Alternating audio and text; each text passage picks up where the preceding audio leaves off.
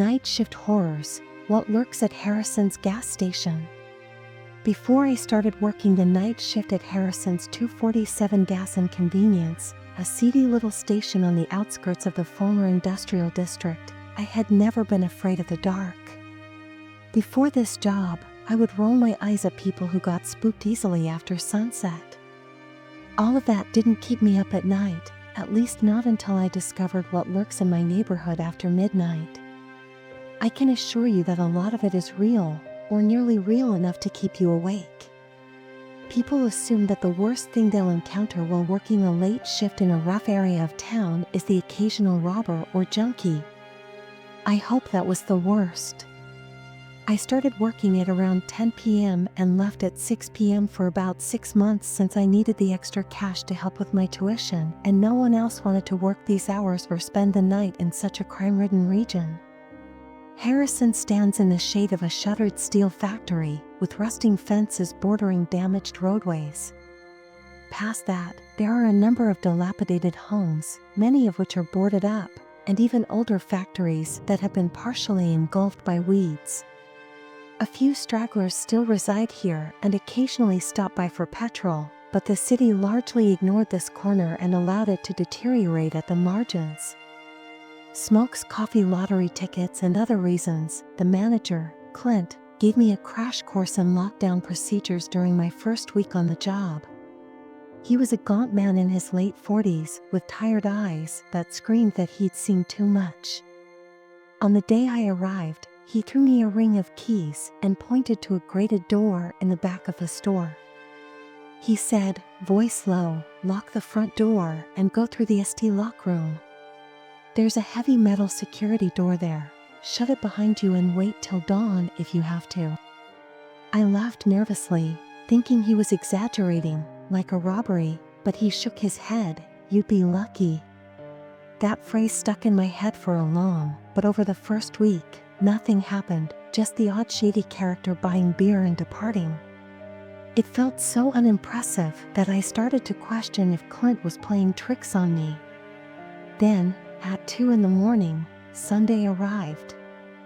I was wiping down the coffee station when the store phone rang. We hardly ever use the store phone. People usually call for corporate issues or lost credit card receipts during normal hours, not in the dead of night. The ring made me jump. Harrison, I said, trying to keep my voice steady. A crackle of static, then a hushed voice. Close the front door, lock it now. I looked around, seeing no one else. Who is this? Just lock it, the caller repeated, then hung up. I was terrified. Was this a prank? But then I remembered Clint's words. I glanced around. The gas station was empty of customers. Outside, the lot was dark. I saw no cars, just the flickering lamp of the one working streetlight. I took a shaky breath and, feeling ridiculous, locked the front door. I even flipped the open sign to closed and switched off the overhead sign outside. Not a minute later, I saw them, 2 figures trudging along the sidewalk. At first I couldn't make out any details, then they passed under the streetlight. One was very tall.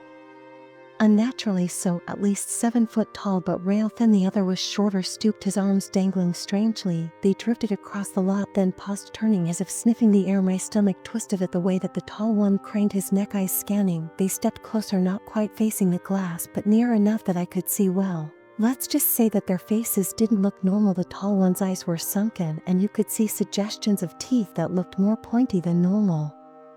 The shorter one's face was mostly hidden, but I glimpsed patches of what might have been scales or ridges on its forehead. They wandered up to the door. The taller one tried the handle, locked. I crouched behind the counter and, in terror, after a moment of ominous silence, I heard footsteps scraping the pavement. Peering cautiously, I saw them move on, their silhouettes dissolving into the gloom beyond the station lights. I didn't open the store again until sunrise. The phone never rang back that night, nor was there any mention in the local news about tall creatures creeping around the industrial district, but I knew I'd seen something real. The next day, Clint just gave me a nod when I explained. You did good, was all that he said, like it was perfectly normal. A truck rumbled up to the station, parked at the far side near the dumpsters.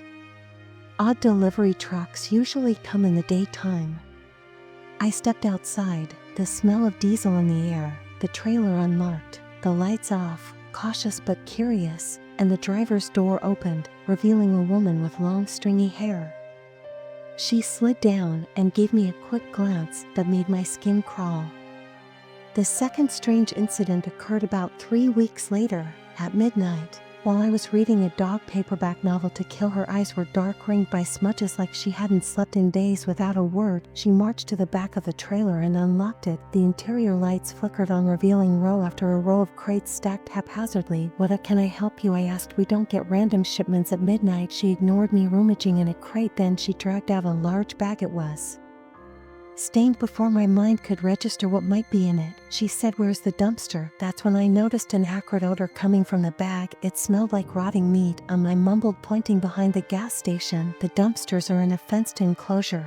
She hoisted the bag onto her shoulder. Something inside squelched. I fought not to gag. Without a second glance, she made her way to the dumpsters. I stood there stunned until I heard the lid of the dumpster slam shut. A moment later, she reappeared, hands empty, walking back to her trailer. She slid into the driver's seat. The engine roared awake. She didn't come into the store, didn't pay for anything, just left that bile bag in our dumpster. The truck rumbled away, tail lights vanishing into the night. I wanted to check what was in that bag, but something in my gut said, "Don't, for the love of God, don't." Eventually, though, curiosity got the better of me. I grabbed a flashlight, put on gloves, and approached the dumpster. The reek was overpowering. Lifting a lid, I spotted the bag half submerged in trash that was partially open, revealing lumps of raw pinkish matter. I don't really know how else to explain it. At first, I thought it was just animal carcasses, pigs or goats or something. Then I saw a hint of cloth, like a shredded shirt. I dropped the lid, immediately staggering back. Surely that wasn't the body. I dialed the police, hand shaking uncontrollably. The cops arrived about half an hour later. They sealed off the area, took my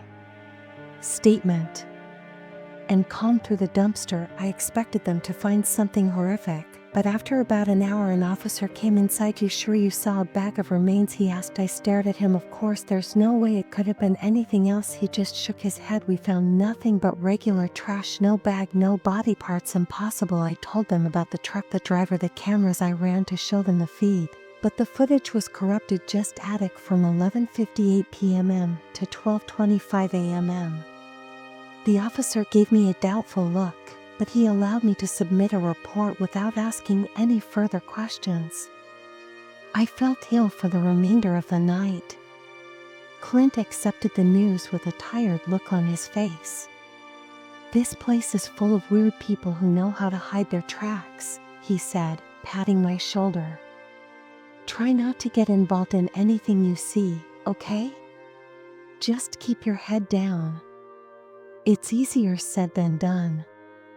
Every night, we get a few regular customers who never cause direct trouble, but something about them makes me nervous. For example, Mr. V, as I call him, is a tall man in a black trench coat who always purchases raw meat from our small. He never talks past "good evening" and never seems to cook the meat, because once he asked which of these is the freshest, and I told him the brand, he just stared at the shrink-wrapped beef as if he was going to eat it right away. I don't lie, his eyes were wide. He paid and walked away without saying anything else.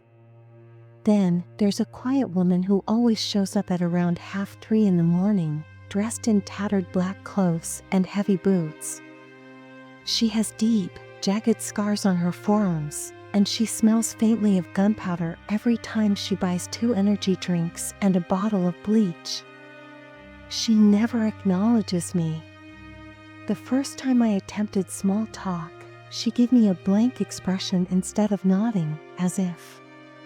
I've tried to watch her discreetly, but she always disappears if I linger too long between 2 and 4 in the morning. She decides whether I'm worth talking to, then turns me away. So I just ring her up in silence, and she leaves for who knows where. Sometimes after she leaves, I see her silhouette in a parking lot, crouching near the drain.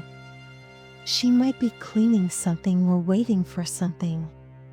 A strange silence when I see people standing by the far end of an aisle. I turn around and see only empty shelves. The store's fluorescent lights must be playing tricks on your mind. Falls over everything. Traffic is non-existent, the city sleeps, and the few residents here either hide behind locked doors or wander in daze. Clint advised me not to go outside to refill the pumps or the ice maker at 3 in the morning. Either start it sooner or wait until after 4 o'clock. He wouldn't explain why, only that some deliveries occur at 3 o'clock. I thought of the truck from before that awful bag, so I obeyed. One night, I heard what sounded like nails on metal scratching at the back door. The back area's camera feed was always grainy, but I checked anyway, and there was nothing there, just the locked service door. The scratching persisted in earnest, and then there was a whisper at the threshold, "I know you're in there." I almost lost my temper, so I turned off all the store lights in the hopes that whoever it was would leave. The scratching got worse for a short while, and then there was silence. I sat behind the counter with my torch in hand until dawn broke. This hasn't happened in about 2 months, but I had an encounter that really broke me. It began like a typical shift. I was sleeping behind the register when the door chime sounded, so I looked up and saw that someone had entered. They were wearing a heavy coat and a wide-brimmed hat that covered most of their face. They were walking slowly, almost limping, and heading straight for the alcohol coolers. I said my usual greeting, but they didn't answer, so I assumed it was nothing. Then, I swallowed, watching as the figure dug through the cooler and took out a 6-pack of cheap beer. Their hand, I swear it looked as I served him. I kept my head down to avoid staring at him. They put a bunch of crumpled and stained bills on the counter, and I reined them up while trying not to gag. As they took their change, the figure said, "You smell healthy." Every cell in my body told me to run, but I just stared, stunned by something in their voice at the same time. They leaned forward, hollow and wet, working so late that you never know who might stop by. My mind went blank, but I'm okay, I managed. They made a low chuckle and a rattling sound, then turned and left, leaving behind an echo of that foul stench. It took me 10 minutes to calm down after realizing my shirt was wet with sweat. I checked the security camera later, but it was still static from the time they entered until the minute they left. Over the months, I've gathered innumerable small horrors, broken glass outside that transforms into strange patterns, and a lost baseball cap that makes you feel incredibly strange if you put it on. But the last straw came 2 weeks ago. It was almost 4 a.m., a typical quiet shift with only 1 or 2 customers, and all night long, I was sipping stale coffee, counting down the minutes until dawn, when a battered sedan pulled up. A middle-aged woman with wild hair and sheeped eyes ran inside, almost crashing into the door lock. She gasped and grabbed my sleeve, and I flipped the lock. She looked terrified without hesitation, and I flipped the lock, adrenaline pumping. "What's going on?" I asked, and she pressed her back against the wall. I was on my way from the hospital when I noticed something in the road. It wasn't human, and it followed me until I barely managed to get away. She nodded and trembled, and it was on all fours, but it had human-like eyes. I looked through the glass of the parking lot, and it appeared to be empty. Perhaps we should call the police. Before I could finish, when a loud thud hit the station's back door and echoed throughout the shop, the woman screamed and covered her mouth. At 4 a.m., I picked up the phone and dialed 911. Busy tone busy. I was reminded of the lockdown drill that Clint had taught me when the thudding returned with an inhuman snarl. Another ferocious collision shook the metal back door as I gestured for the woman to follow me to the stock area. We rushed past the soft drink and candy racks and behind the shelves. I struggled with a set of keys and found number 4. The stockroom's security door was ancient and stiff, but I was able to get it open, and the woman and I ducked into a narrow hallway. The woman was sobbing quietly, so I forced my trembling hands to try the second locked door, which might lead outside, but I'd never used it. Finally, a click opened it, and we staggered into a narrow alley behind the station, keeping low as we crept alongside the building while hearing growls. Beyond that, another locked door led to God knows where, some exit, hopefully. The back door screeched, and I heard metal warp.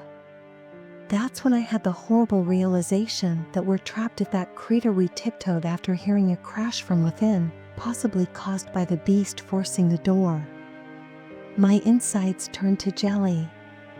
Through the alley emerging into a side street, her sedan stood in the lot. If we made it there we could escape. We rushed for her car, hearts in our throats. As we neared it I caught a sight of the creature in the reflection of the passenger window. I don't believe in werewolves, but that sight made me think twice. We lunged into the car. She revved the engine, tires squealing. The thing slammed into the rear fender. The car lurched, but she stomped on the gas. She dropped me off 6 blocks away from a group of still occupied houses, and I gave her a shaky thank you before she drove off. The morning was just breaking, and I felt bad about leaving the station, but there was nothing else I could do because I couldn't stand to be there any longer, especially with that monster inside. The following afternoon, I arrived in expecting to be fired, but Clint nearly shook his head and made no mention of my disappearance. The stockroom door was locked, the back door was undamaged, and the security footage from 3:50 to 5 a.m. was static. Naturally, I knew that I couldn't continue doing this. The horrors of this job had completely worn me out. On the day I gave my notice, Clint didn't argue. Instead, he simply gave me a final paycheck envelope, which contained my regular pay plus a sizable bonus. I packed my belongings without an explanation. Clint replied quietly, "This place gets under your skin. It's good you're leaving." I questioned him, "Why do you stay?" And he shrugged, "Someone has to man." I could see the years toll in his weary eyes. The station then gave me a small, melancholy grin, but it was no longer you. Even though my current job is a safe day shift at a mall miles away, the nightmare still lingers. At night, I wake up thinking I can hear things, but there are parts of the city where no one wants to acknowledge that reality is phasing at the seams, and occasionally I catch a whiff of that rancid smell or spot a figure out of the corner of my eye that is too tall and thin. One of those nooks is Harrison's gas problem. I'm not ashamed to admit that I now dread the dark, especially around that area of town. I try to stay as far away from it as I can, but occasionally I still see headlights leading into that area, drawn in by cheap gas or desperation, not realizing the horrors that might be there. I silently warn everyone I pass, don't stop here, don't linger after midnight, and don't examine the customers too closely because once you see them, I mean really see them, you won't be able to sleep soundly again. For horror stories about pastors, view the on-screen video or the playlist.